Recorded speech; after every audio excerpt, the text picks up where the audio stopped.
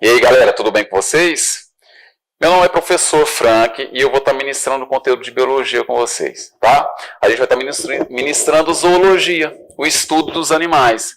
Até porque zoo vem de animal e logia vem de estudo, ou seja, estudo dos animais, tá? Conhecido também como metazoa. Vamos lá para o slide lá? Vai lá para o slide, eu quero que vocês façam algumas anotações também do que eu estiver falando, tá? Eu vou estar falando alguns conceitos para vocês entenderem quando a gente estiver falando sobre todos os filos pertencentes, tá? A zoologia, que a zoologia estuda todos os filos. Vamos lá?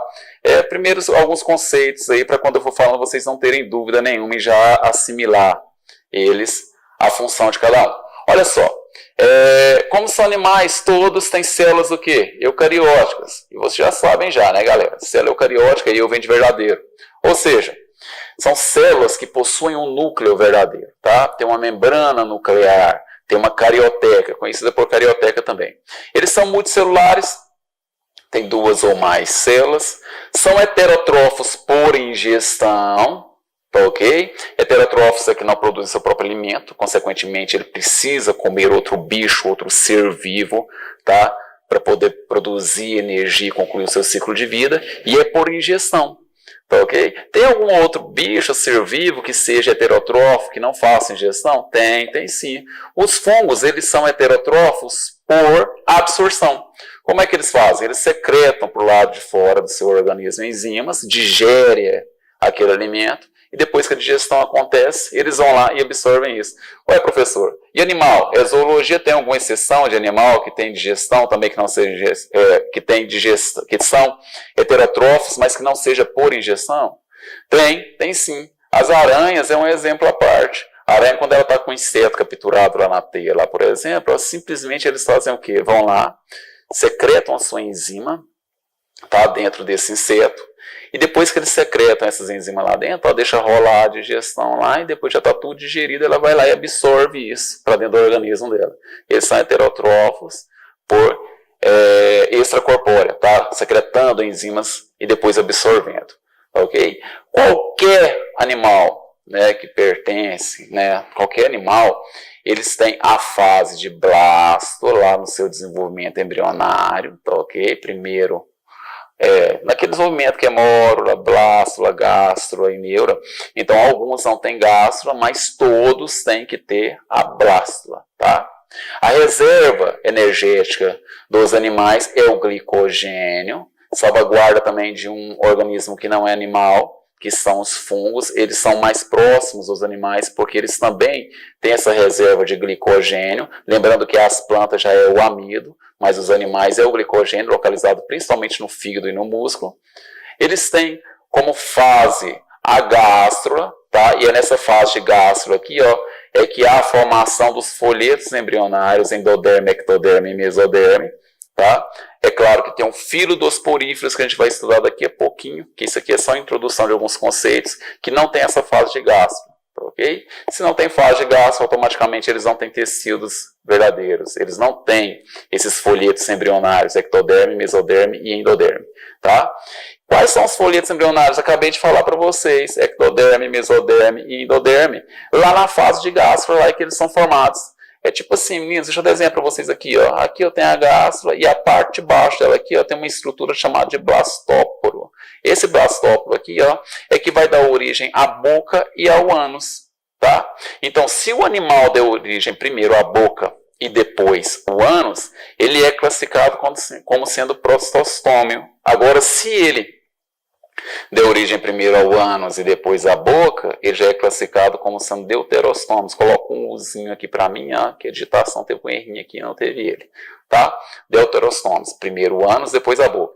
E a gente, seres humanos, são classificados como? Como sendo deuterostômos, tá? Primeiro formamos a boca no estágio embrionário, para depois formar, aliás, primeiro formamos o ânus no estágio embrionário, para depois formar a boca, tá ok? Volta aqui para mim, olha só.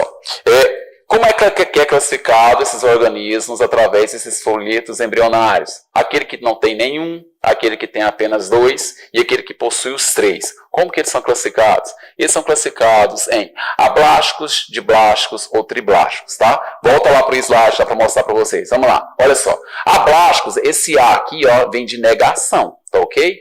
Então, em biologia, negação.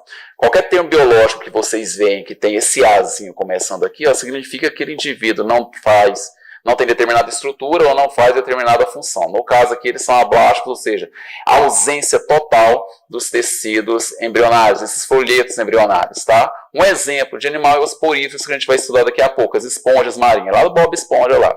Tem os diblásticos, né, lembra 2, já possui os 2 folhetos embrionários, que é ectoderme e endoderme, mas não possui a endoderme, tá? Eles não possuem endoderme. Um exemplo são os quinidários.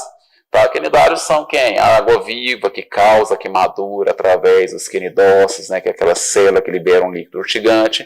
Tem os triblásticos, que já possuem os 3 folhetos embrionários, que no caso é ectoderme, mesoderme e endoderme. Então, um exemplo é todo o resto que não seja poríferos e não seja quinidários. Ok? Alguns animais são classificados como tendo celoma verdadeiro. Outros já são acelomados e outros já têm um pseudoceloma. Então, quando o cara ele é classificado como tendo um celoma, ele é celomado, significa que ele tem uma cavidade interna. Deixa eu desenhar para vocês aqui, ó, tipo uma bolinha assim, ó, tá? Deixa eu desenhar um celoma para vocês aqui. Então, ele tem que ter uma cavidade interna, tá vendo? Essa cavidade interna aqui, para ele ser classificado como sendo celomado, essa cavidade interna tem que ter esse folheto embrionário chamado de mesoderme, recobrindo todo ele aqui, ó. Aí sim ele é classificado como sendo o quê? Um celomado, tá? Além do mesoderme, é claro que ele também tem que ter o ectoderme e o endoderme, tá ok? Agora, se ele for um pseudoceloma, tá? Se ele for um pseudoceloma, deixa eu apagar aqui para vocês entenderem. Se ele for um pseudoceloma, ele vai ter essa cavidade interna, só que o mesoderme não vai recobrir o lado de dentro, vai recobrir o lado de fora aqui, ó, entendeu? E o lado de dentro aqui, ó, vai ser recoberto pelo endoderme, tá? Agora, se ele for um acelomado, ele pode até ser triblástico, tá? Mas ele não vai ter esse buraquinho aqui, ó, que é a cavidade interna, tá ok? Como que ele é classificado? Como que na zoologia eu classifico um animal de acordo com a sua simetria? Ele pode ter simetria radial, tá? Onde eu consigo cortar ele em vários planos diferentes. Aí já entra os poríferos, que é as esponjas, os quinidários, que são as águas vivas, e o equinoderme, que é a estrela, tá? Do mar.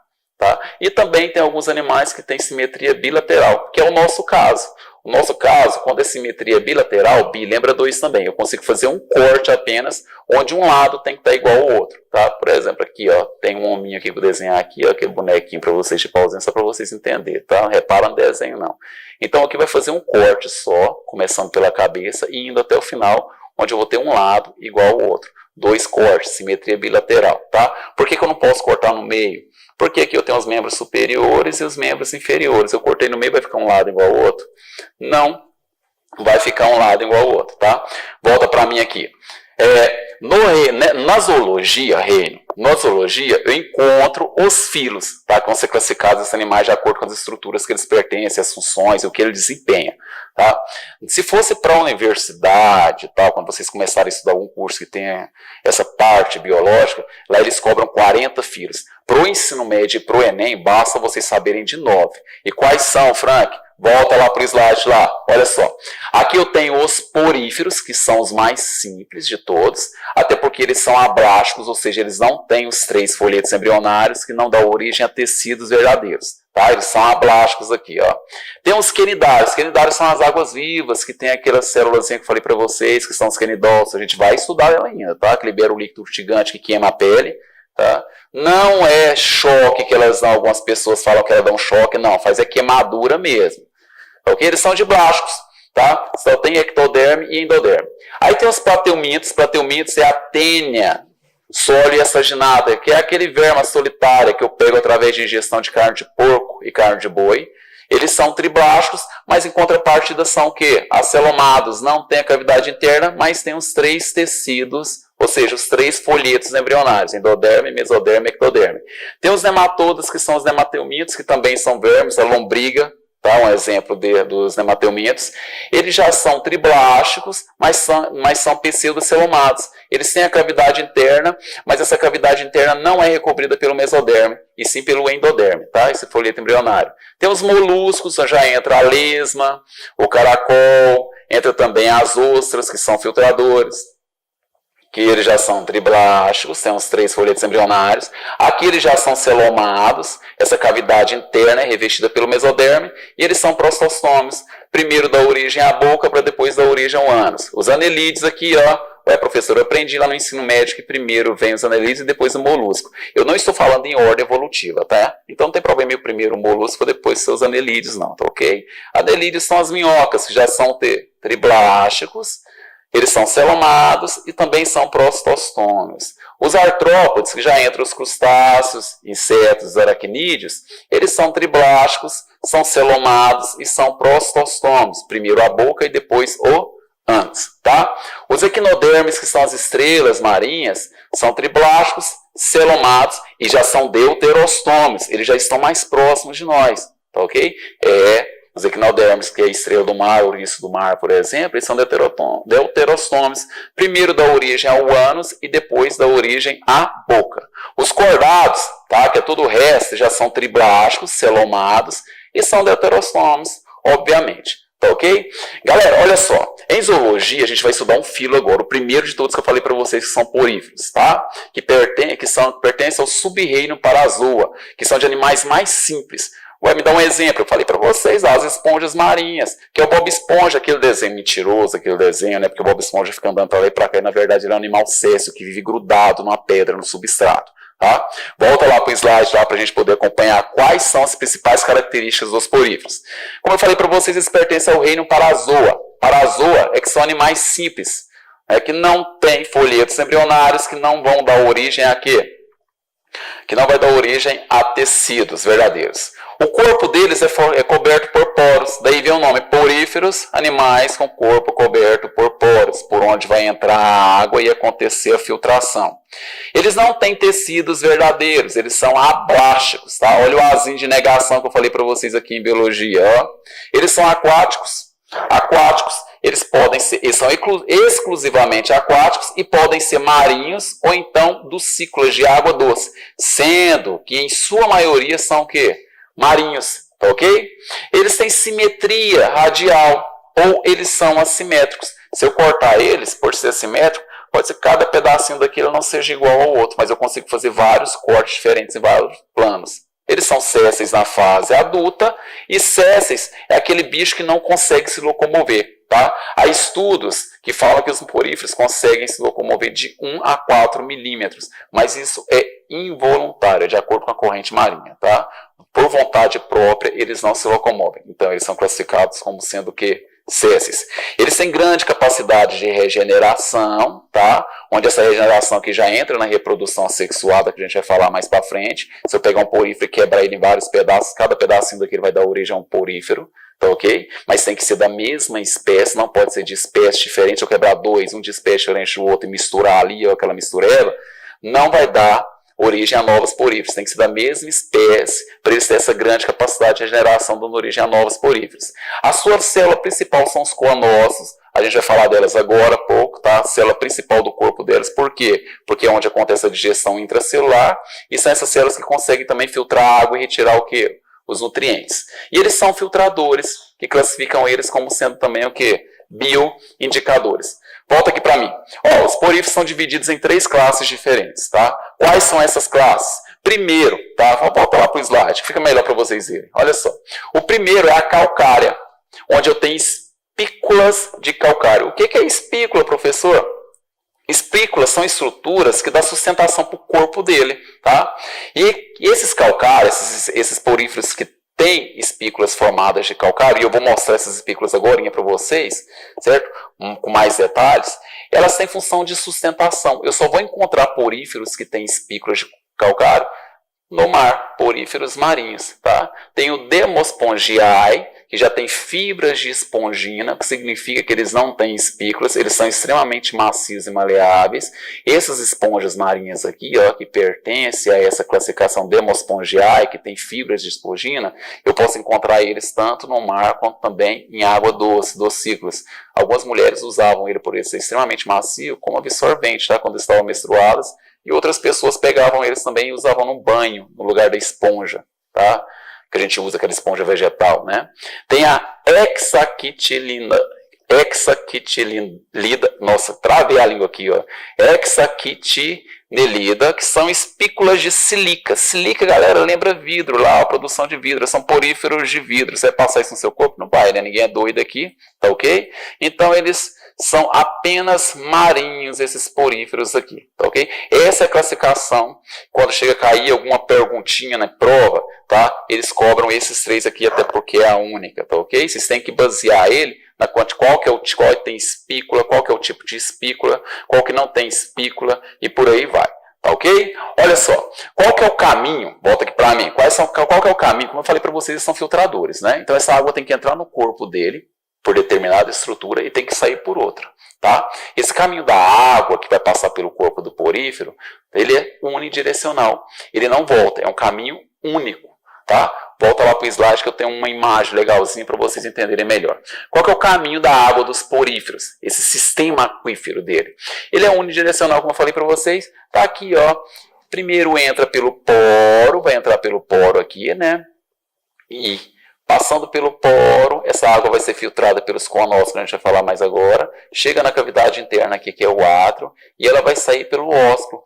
A água não vai entrar pelo ósculo de maneira alguma, ela vai entrar pelo poro. Por que ela entra pelo poro? Isso é devido à pressão, galera. A pressão aqui do lado externo, ó, é maior que do lado interno. Então a água tende a entrar pelo poro, onde ela vai ser filtrada pelo coanócito, que vai pegar os nutrientes necessários que tiver nessa água, e depois ela vai sair pelo ósculo. Ela jamais vai entrar pelo ósculo, ela vai entrar pelo poro, tá? Então vai ficar como? Vai entrar pelo poro chamado de ósseo, também pelo átrio, que é chamado de espongiocela, e sair pelo ósculo. Então vai ficar, ó, unidirecional, poro, átrio e depois o que? Ósculo. Esse é o caminho da água no corpo dos poríferos, tá? Para que aconteça, volta aqui, a filtração pelos coanócitos, tá?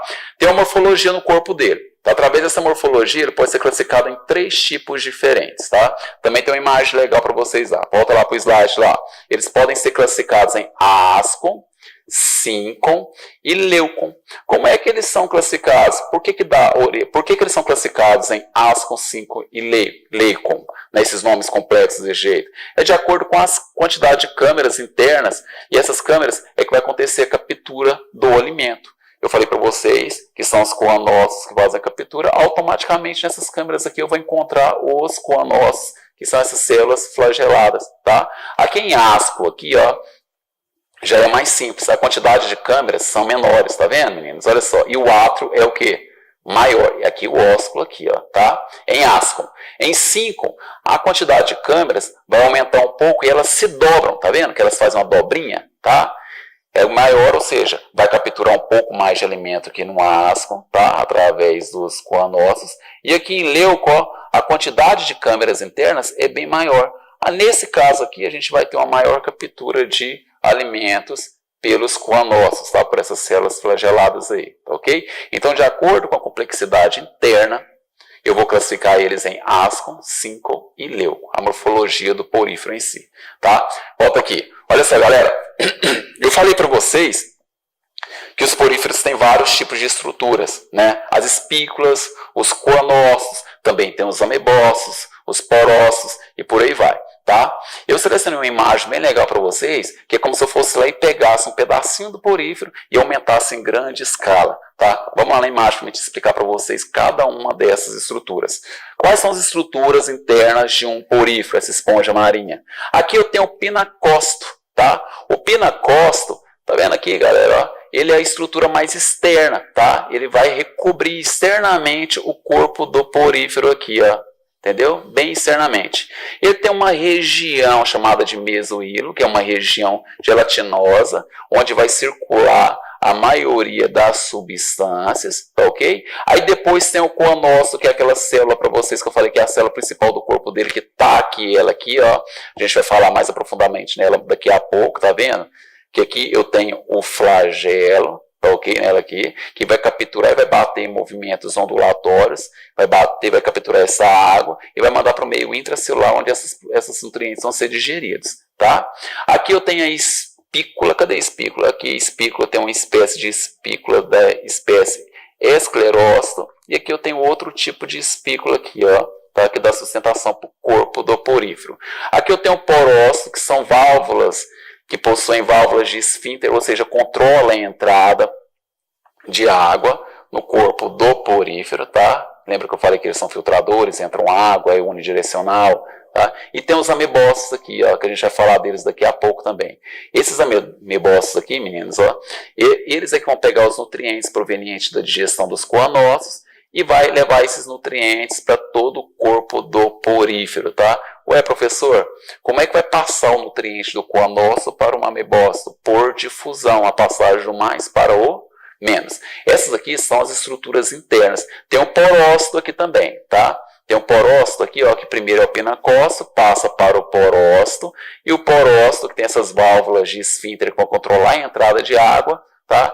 E na ponta dele aqui tem o ósseo, também conhecido como poro, que eu falei para vocês, tá? No slide anterior, ok? Volta aqui para mim. Galera, olha só. Nos poríferos tem uma célula de extrema importância chamada de coanócito. Por quê? Porque essa célula é que vai capturar o nutriente através do batimento de seus flagelos e vai mandar para dentro dela essa célula para que aconteça a digestão intracelular. Então essa célula é de extrema importância, tá? Eu também tenho uma imagem legal dela, porque só falando vocês não conseguem observar, até porque uma imagem vale mais mil palavras, né? Volta lá para o slide lá, vamos lá. Olha aqui o coanócito aqui, ó. Tá vendo? O coanócito aqui, ó, ele tem o flagelo, que vai bater em movimentos ondulatórios, e esse flagelo vai mandar esse nutriente, tá, para dentro da célula, para dentro do coanócito aqui, ó. E ele vai pegar esse flagelo através de fagocitose, entendeu? Vai pegar esse nutriente, aliás, através de fagocitose. Vai fagocitar esse nutriente e vai mandar lá para dentro, onde ele vai ser o quê? Digerido, tá? Quando ele é digerido aqui dentro, é classificado como digestão intracelular, porque é dentro da célula, ok? Esses coanócitos, ele vai cobrir todo o revestimento interno do corpo dos poríferos, tá? Então ele vai estar por todo o corpo dele. Ele é que vai causar a circulação da água através da filtração da mesa e capturando os gases e nutrientes necessários para que o porífero consiga concluir o seu ciclo de vida, tá? E vai acontecer a digestão intracelular. Ok? Tudo que acontece dentro da célula é intracelular, o que acontece fora da célula é extracelular. Nesse caso aqui está acontecendo o quê? A digestão. Então a digestão vai ser intracelular. Flagelo bateu em movimentos ondulatórios, pegou o nutriente, mandou para dentro do coanócito, o coanócito vai digerir isso daqui. Ué, professor, depois que acontece a digestão, é ele mesmo que faz a distribuição por esses nutrientes, por todo o corpo do porífero, ele que vai distribuir esses nutrientes? Não. Não são eles, mesmo, volta aqui para mim, tá? O coanócito tem extrema importância, porque ele que captura esse nutriente e faz a digestão intracelular. Mas quem vai distribuir os nutrientes provenientes dessa digestão já não é o coanócito. Ele vai passar esses nutrientes, tá, para outra célula, também que é de extrema importância para o corpo dele, e vai passar por difusão. Vai passar para quem? Para o amebócito. Também tem uma imagem para mostrar para vocês. Volta lá no slide lá. Aqui o amebócito aqui, ó. Tá vendo? O amebócito ele é cheio de pseudópodes, que são pés falsos, que vão fagocitar esses nutrientes dos coanócitos e vai distribuir por todo o corpo do porífero, tá? Os amebócitos é a distribuição desses nutrientes, não é isso? Tem outras funções também que o Enem cobra bastante, eles também produzem os gametas masculinos e femininos, que vão acontecer a fecundação, a gente vai falar daqui a pouco deles, tá? Então, olha só, amebócitos que distribuem os nutrientes é do tipo arqueócitos, que os amebócitos que produzem os gametas também é do tipo arqueócitos, e os amebócitos que produzem as gêmeas, que também participam da reprodução assexuada, que a gente vai falar daqui a pouco, também é do tipo arqueócitos. Então, amebócitos do tipo arqueócitos, que são uma classificação dos amebócitos, eles distribuem os nutrientes, produzem gametas e produzem as gêmeas que participam do processo de reprodução assexuada, tá? As espículas e a espongina, tá, que a gente falou no slide anterior, aliás, no anterior do anterior, tá? Essas espículas, que é do tipo esclerócito e a espongina, tá? Que deixa aquela esponja marinha mais macia, onde a galera usa ela até como esponja de banho, é do tipo espongiócito, tá ok, meninos? Olha só, volta aqui para mim. Então, os coanócitos têm extrema importância porque eles vão digerir esse nutriente, capturar o nutriente, tá? Essa partícula de alimento, na verdade, e vai acontecer digestão dentro da célula, digestão intracelular. E os amebócitos também é de extrema importância porque ele é que vai distribuir esse nutriente por todo o corpo do porífero. E como é que é a passagem desse nutriente do coanócito para dentro do amebócito? Através de difusão. E difusão é o que? A passagem do mais concentrado para o menos concentrado, sem gasto de energia. Tá ok? A gente vai estudar sobre isso quando a gente vai ver membrana plasmática, transporte de substâncias pela membrana plasmática. Aguenta aí, não é agora não. Tá? A reprodução dos poríferos pode ser de duas formas, tá, meninas? Reprodução sexuada e reprodução assexuada. Vamos falar primeiro da reprodução assexuada, que é aquela onde não tem variabilidade genética e não tem troca de material genético. Volta lá para o slide para mostrar para vocês. Tá? Eu tenho um tipo de reprodução assexuada dos poríferos por regeneração, tá? Onde se eu pegar uma esponja marinha, por exemplo, e quebrar ali vários pedacinhos e deixar ali dentro da água, pode ter certeza que cada pedacinho daquele vai se regenerar e dar origem a um novo que? Porífero, uma nova esponja, desde que seja da mesma espécie, tá? Não de espécies diferentes. Tá, ok? Eu quebrei e misturei com outras espécies, não vai dar nada. Agora, se for da mesma espécie, consequentemente, vão dar origem a cada pedacinho daquele através de regeneração, reprodução assexuada, sem variabilidade genética, sem o que mais aqui? Sem troca de material genético, sem fecundação, entendeu?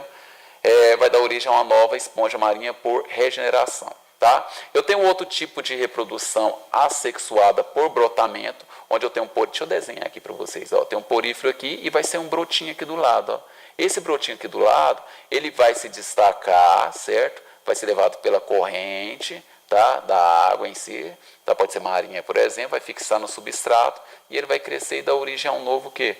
Porífero. Houve troca de material genético? Não, tá? Se não houve troca de material genético, consequentemente é uma reprodução assexuada, tá ok? E tem a reprodução por gemulação. Tá? No caso do brotamento é um broto externo, tá vendo aqui? Externo, fora do corpo. A gemulação já é um broto interno, vai ser interno aqui, ó. A imagem já mostra pra gente aqui, ó.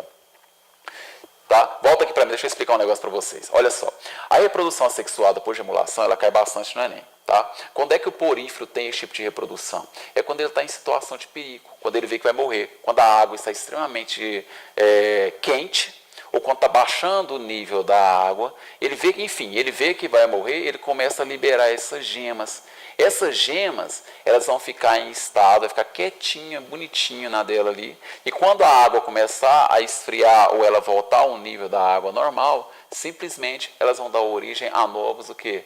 Poríferos. É um tipo de reprodução assexuada, tá ok? Eles resguardam as suas espécies. Tá? Então isso é um tipo de reprodução até para garantir a proliferação da espécie. Tá ok, meninas?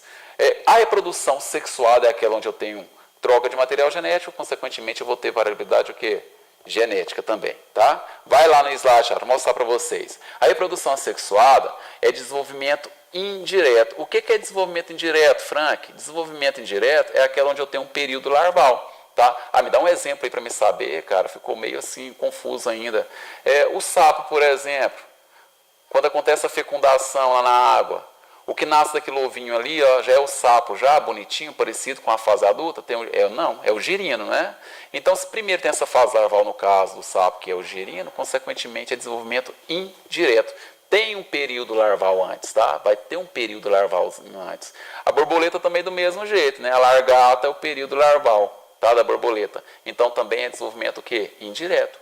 O porífero também, tá? Eu tenho um porífero aqui que pode ser monóico e pode ser dioico. Monóico é quando é hermafrodita, possui os dois sexos no mesmo porífero, no mesmo bicho. E dioico, dia é dois, né? Então tem sexo separado, tem o macho e tem a fêmea.